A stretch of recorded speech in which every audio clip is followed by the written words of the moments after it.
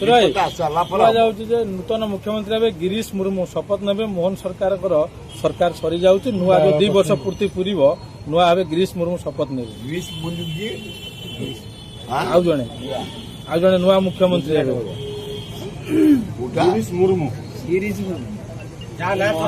ମାଝୀ ଯିବେ, ମୁର୍ମୁ ଆସିବେ। ରାଜ୍ୟପାଳ ପାଇଁ ଯିଏ ଚର୍ଚ୍ଚାରେ ଥିଲେ ସେତେବେଳେ ଗିରୀଶ ମୁର୍ମୁ ଯୁବକ ନା ପୁରୁଷ? ମହିଳା। ମୁଁ ଜାଣିନି ଭାଇ, କୋଶ୍ଚିନ୍ ପଚାର, ବୁଝେଇକି ପଚାର।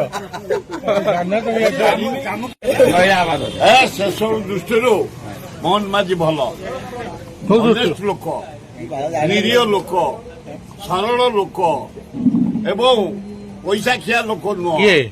ମୋହନ ମାଝୀ ଦିନକୁ 18 ଘଣ୍ଟା ଖଟୁଛି, କିନ୍ତୁ ଭିଡକୁ ନୁହଁ,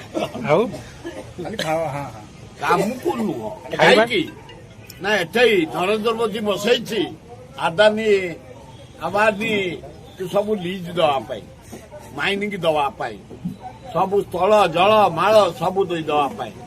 ତେଣୁ ରବର ଷ୍ଟାମ୍ପ କରିବାକୁ ବସେଇଛି, କିନ୍ତୁ ଲୋକ ହିସାବରେ ଭଲ।